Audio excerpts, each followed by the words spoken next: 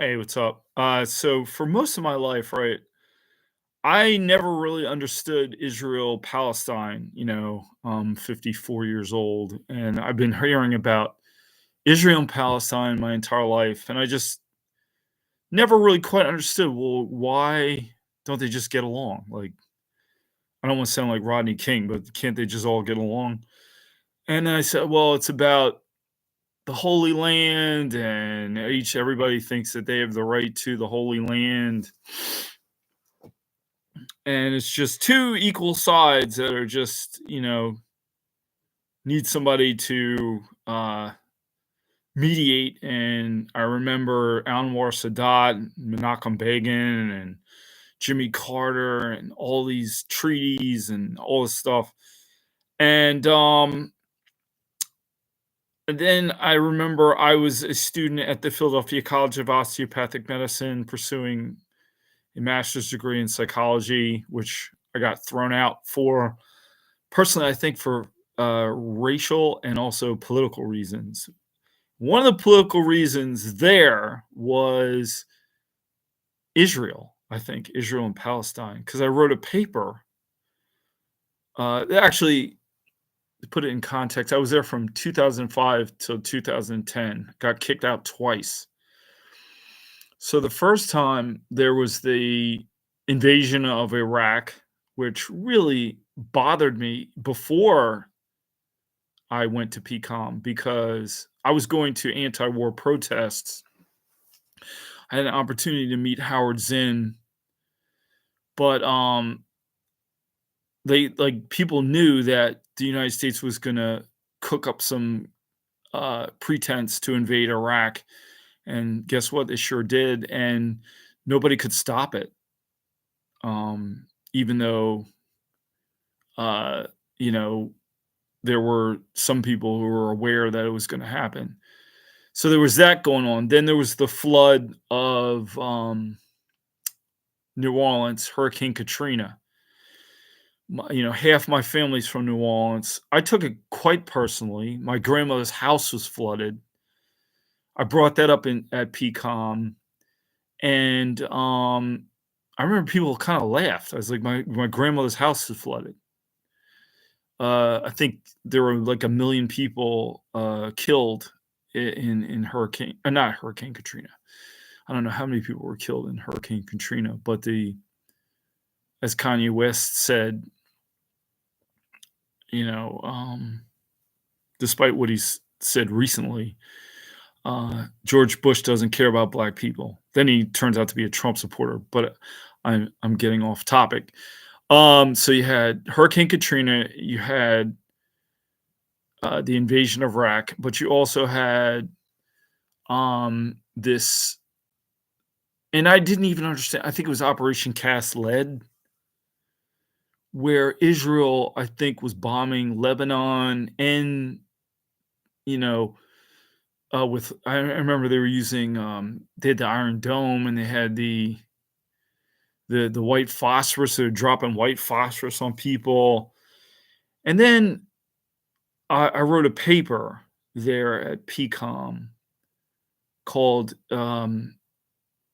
it was actually for a group psychotherapy class, and I was writing about like having a hypothetical Palestinian Israeli psychotherapy group where they just try to understand each other, and it's beautiful kumbaya, and they would just be all happy, and they would recognize each other's humanity and all this other stuff. What a sweet idea, and yet very naive. Then I always been a fan of Noam Chomsky's, but I started reading Ilian Pape and Norman Finkelstein. Then I began to realize that it's not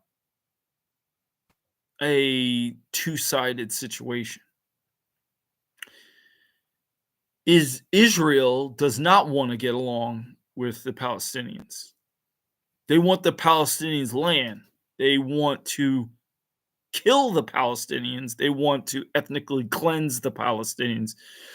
And Ilian Elian Pape suggests that they've wanted this since day one. He goes back to 1948. I think he's related to some of the founders of Israel. And then it started making sense. That's why they can't come to some real peace agreement. Okay, so that was PCOM. I got thrown out of the school twice. Nobody ever said that's why I was thrown out of the school. They made up this whole other pretense, all these other reasons, but I was quite outspoken politically. As I said, those three things were going on. So you figure, okay, well, that's psychologist. Psychology has a very racist, ugly history. If you look at the works of Stephen Jay Gould or the late great William H. Tucker, who probably nobody's heard of, but he was a great, wonderful human being. He taught at Rutgers University at Camden, and I had the pleasure and privilege of meeting with him on a few occasions. You should check out his books, The Science and Politics of Racial Research, The Cattell Controversy, and he introduced me to J. Philip Rushton, whatever his name is. Guy's wacky.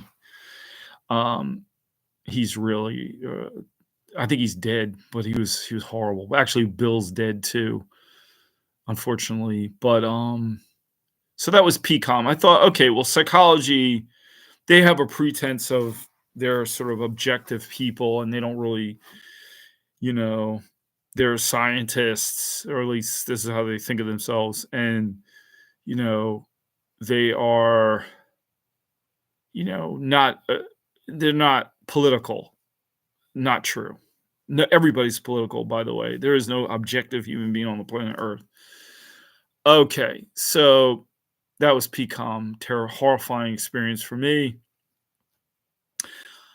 I went on to become a social worker. In fact, I'm one of the few breathing the rarefied air of the licensed clinical social worker, which, by the way, is really great because you can get a private practice. You can bill insurance companies. It is wonderful. It is awesome. And really, the psychology and the social work degrees are almost the same. Frankly, I did go through almost all of the psychology program. I just didn't get a degree, but I basically did the program. I'm certainly paying for it. But anyway, so what was my point? Okay, so I want to be a group psychotherapist. I've yet to run one. I have my own little company called Resilience, Grit, and Mindset. So, I'm a member of the American Group Psychotherapy Association. I'm working on becoming a certified group psychotherapist. And one of the things that they had also a listserv, and we were supposed to, talk to other group psychotherapists around the world. In fact, I think it was around the world. No, it's in America. I mean, it's part of the International Group Psychotherapy Association, I think. But I remember it was a couple years ago, and Israel was bombing the Palestinians again. Okay, they do it. They call it mowing the lawn. They kill Palestinians on a regular basis because they don't view them as fully human, or certainly not to the not to the level of Israelis or Jewish people.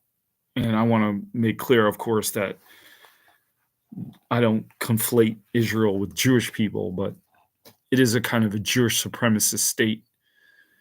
And like I said, a lot of Jewish people do not associate with it because they realize it's not what Judaism's about, and they put their humanity first and foremost, the universal humanity. Anyway, I was really shocked. It was mostly psychologists, because I started speaking up about, particularly what I had been learning, uh, reading Noam Chomsky, Norman Finkelstein, Elian Pape, Gideon Levy, Amira Haas. I just learned about Avi Shalem, Baruch Kimmerling. These are all Jewish. All these guys. Shlomo, what's his name? Shlomo Sand. Um, Omar Bertov. All these scholars. Norman Finkelstein. Did I say Norman? And then I watched like Gabor Mate, Aaron Mate, Katie Halper, Max Blumenthal, all Jewish, by the way. And of course, there's Palestinian brother, Edward Said and Rashid Khalidi, and these types of guys. They will tell you what's going on. And I was really surprised that the group psychotherapists, psychologists, all these mental health professionals, they were getting really nasty and very personal. I did not. It got so bad that the head of, I think his name's Malwin Lizex, he and Irf Yalom write the standard text for group psychotherapy in any mental health program, social work, psychotherapy, whatever. And I got a personal phone call from the guy who runs American Group Psychotherapy Association, or he was at the time. And he was like really nice. He was like, he couched it in like, he framed it like, he's concerned about me and, what people were saying to me. I was like, well, really, it doesn't bother me. I couldn't care less what these psychologists, I don't even know them, what they think or what they have to say. But I think I'm kicked off the listserv. I don't see any listserv messages from them anymore. And we're going to a conference for 4 days at the end of this month. So that'll be interesting. I don't think anybody recognizes me in person. So I thought again, well, these are psychologists. So, psychology does not have a nice history at all if you seriously look at it. I did have a Nigerian professor at Temple University. I can't think of his name. He was wonderful. One of the best professors I had. He taught me a class called Race Class Culture, I think. It was absolutely great. And I was talking about the racism and the history of psychology. And he's like, well, there's racism in the history of social work too. And I was like, really? So fast forward to, I had a wonderful experience in my social work training. Like I said, it's very much like my psychotherapy training, but social work actually has a mission statement, unlike psychology. They are not supposed to be neutral. Social workers are supposed to be about justice, social justice, the human, dignity and all that other stuff, which sounds nice. And we do talk about BIPOC issues and LGBTQIA plus and poverty and food insecurity. I'm a member of the New Jersey Society of Clinical Social Workers as well as the Pennsylvania Society of Clinical Social Workers. So I was watching the ICJ hearings and South Africa's presentation of evidence. And I was like, wow, it was really, and I've been following this whole situation, like I said, for a long time at this point. I was even shocked by the level of just depravity, horror, starving people, killing. Like now it's up to 30,000 people. I think at the time I made some comment on the listserv, it was like 25 or 22 or something, 22,000, just killing people. Then in the response to the ICJ preliminary decision, I don't know what you call it, but the United States cut off UNRWA, right? They didn't say, "Oh, well, Israel wants you stop." They said, "We're gonna cut off the food supply because Hamas. We're gonna cut off the basic resources that these people need who are being bombed, who are being expelled from their homes, etc. And we're going to cut them off." It's like, wow. And then Biden and the administration then proceeds to bomb 85 targets. So I just brought this up. I wanted to ask my fellow clinical social workers, what do you, because I specialize in trauma. So I was just going to ask them, like, what do you guys think of this? What do you make of this? It seems horrible to me.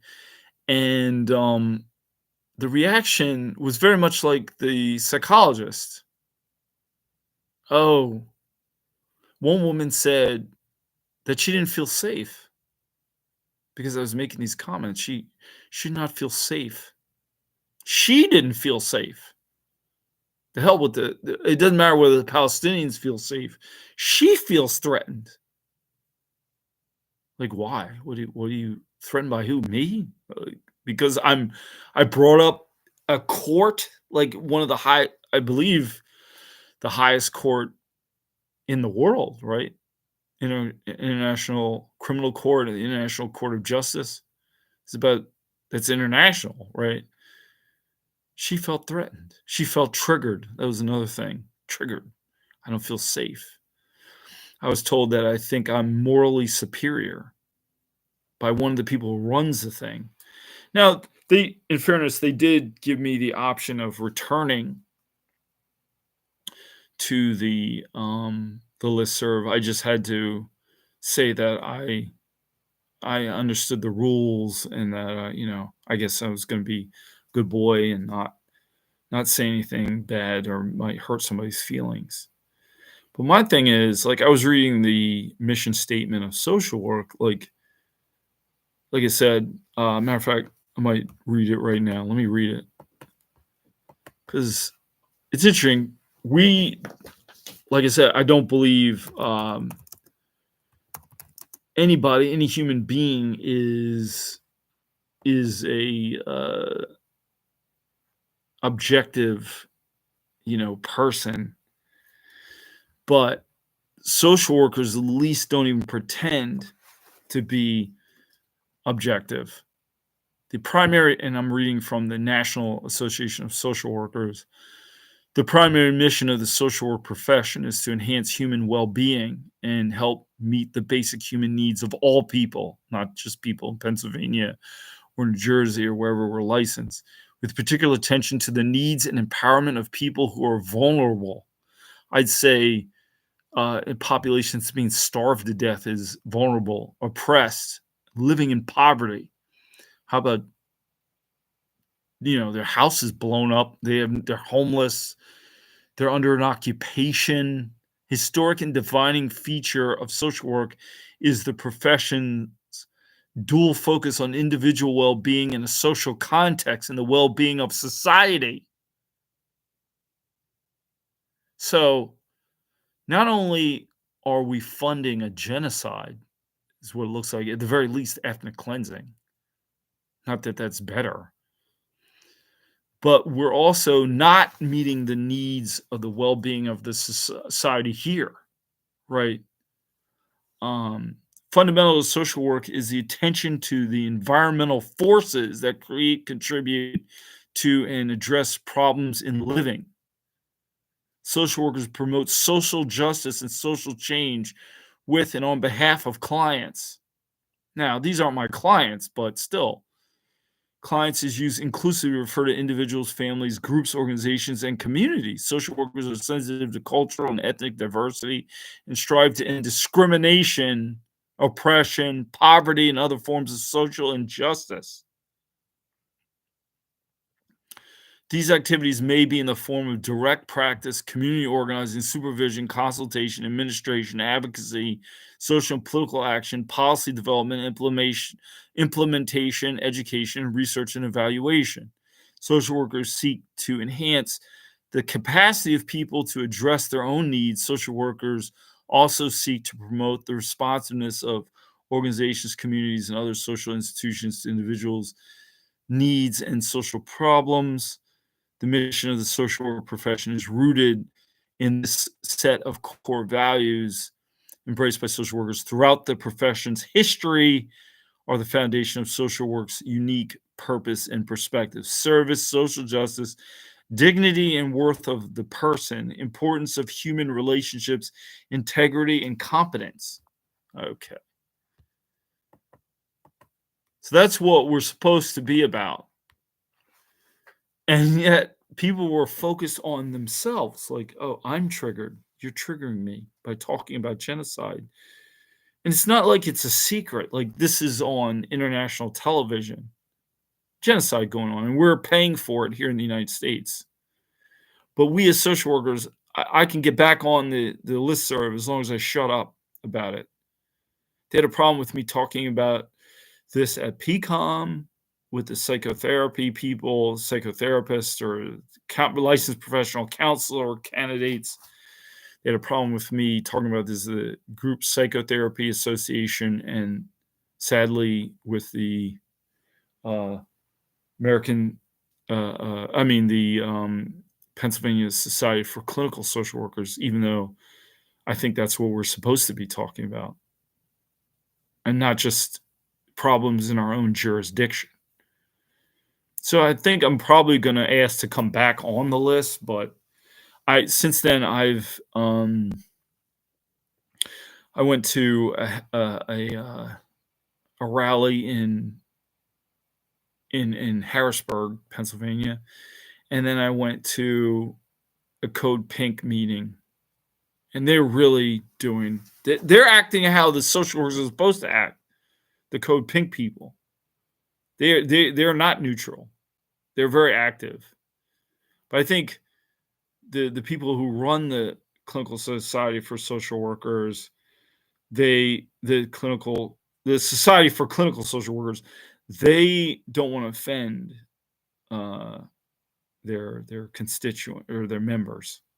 And that's always the thing. That's the same thing with the media. That's the same thing with the government.